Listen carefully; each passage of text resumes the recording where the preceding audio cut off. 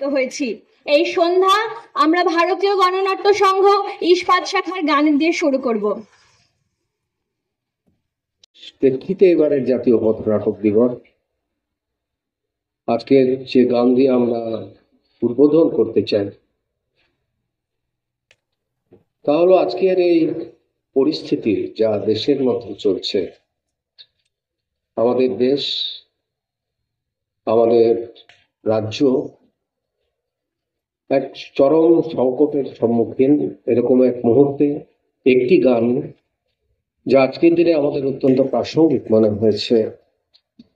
দেশের সম্পদ লুট হচ্ছে, বিক্রি হচ্ছে। আমাদের দেশে যারা বিভিন্ন বড় বড় কর্পোরেট সংস্থা, তারা আমাদের এখানে সম্পদের খুবই প্রাসঙ্গিক।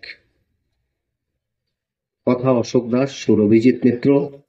আজকে আমরা আমাদের অনুষ্ঠান শুরু করছি।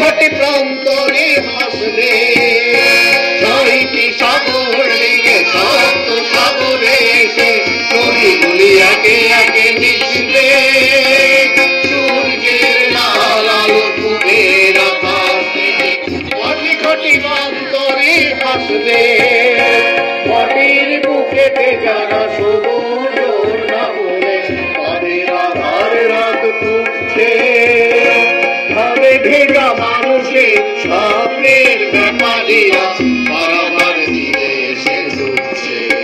ক্ষেত্রে পরিচিত এবং প্রবীণ ব্যক্তিত্ব শ্রী দীপক দেব মহাশয়, আমি অনুরোধ করব শ্রী দীপক দেব মহাশয়কে অনেক মূল্যবান বক্তব্য পেশ করার জন্য। তো রচনা আমাদের কাছে এসেছে, পৌঁছেছে, আমরা দেখেছি, পড়েছি বা নাটক হিসাবে দেখেছি, আমরা অনুপ্রাণিত হয়েছি তাতে।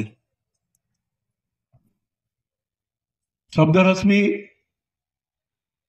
1989 খ্রিস্টাব্দের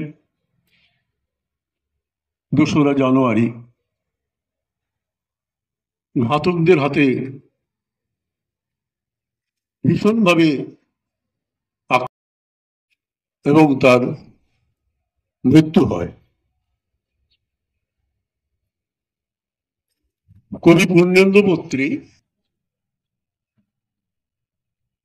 সর্দার হাসমির মৃত্যু সংবাদ শোনার পর তাৎক্ষণিক যে প্রতিক্রিয়া তাতে বলেছিলেন, সর্দার হাসমির কথা শুনে খুব সমৃদ্ধ হলাম। শহীদ সর্দারের জন্ম হয় 1954 সালের দিল্লিতে। তিনি ছিলেন এক অদম্য নাট্যকার, যিনি নিপীড়িত, শোষিত, অত্যাচারিত শ্রমজীবী মানুষের রুটি রুজির কথা, তাদের বঞ্চনার কথা তার পথনাটকের মধ্যে দিয়ে চিত্রিত করতেন।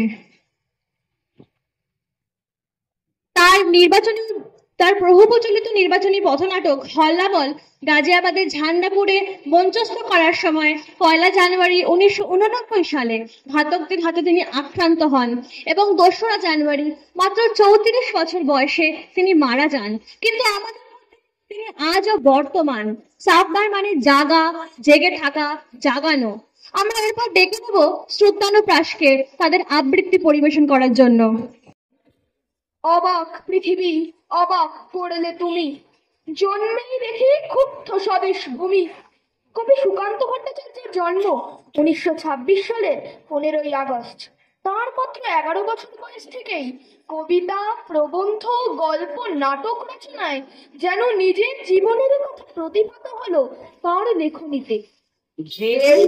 ভূমিষ্ঠ হলো আজ রাত্রে, তার মুখে খবর পেলুম সে পেয়েছে ছাড়পত্র এক নতুন বিশ্বের দ্বারে, তাই ব্যক্ত করে অধিকার জন্মমাত্র সুতীব্র চিৎকারে। খর্বদেহ নিঃসহায়, তবু তার মুষ্টিবদ্ধ হাত উত্তোলিত উদ্ভাসিত কি এক দুর্বোধ্য প্রতিজ্ঞার। সে ভাষা বোঝে না কেউ, কেউ হাসে, কেউ করে মৃদু তিরস্কার। আমি কিন্তু মনে মনে বুঝেছি সে ভাষা, পেয়েছি নতুন চিঠি আসন্ন যুগের, পরিচয় পত্র পড়ি ভূমিষ্ঠ শিশুর অস্পষ্ট কুয়াশা ভরা চোখে। এসেছে নতুন শিশু, তাকে ছেড়ে দিতে হবে স্থান জীর্ণ পৃথিবীতে, ব্যর্থ মৃত আর ধ্বংসস্তূপ পিঠে। চলে যেতে হবে আমাদের, চলে যাব তবু আজ যতক্ষণ দেহে আছে প্রাণ, প্রাণপণে পৃথিবীর সরাব জঞ্জাল। এ বিশ্বকে এ শিশুর দাসযোগ্য করে যাব আমি নবজাতকের কাছে, এ আমার দৃঢ় অঙ্গীকার। ছুটে খাওয়া, ছুটে যাওয়া টুকরোর লোভে আর স্বজাতির প্রতি রাত দিন ঈর্ষায়, পাড়া দখলের নষ্টামিতে দিন রাত বছর পেরোলে তাকে জীবনকাল বলে কি? মনে পড়ে তখনও সবল তেমন নই, এখনো হয়েছে কি? জন্মদাত্রীকে তীব্র বিরক্ত করে দূরের গলি থেকে গিলে আনা খাবার বমন করিয়ে নিজেই নিয়েছি তৃপ্তিতে। সেখানেও কারাকারি, মারামারি, ভালো লাগে না এসব স্মৃতি। ভালো লাগে না ঢিলের গুঁতো, লাথি লাথি, যখন তখন অকারণে হেঁটা, বড় একঘেয়ে দৃঢ় জীবন, রাস্তার মাঝে নির্লজ্জ সংগ্রাম।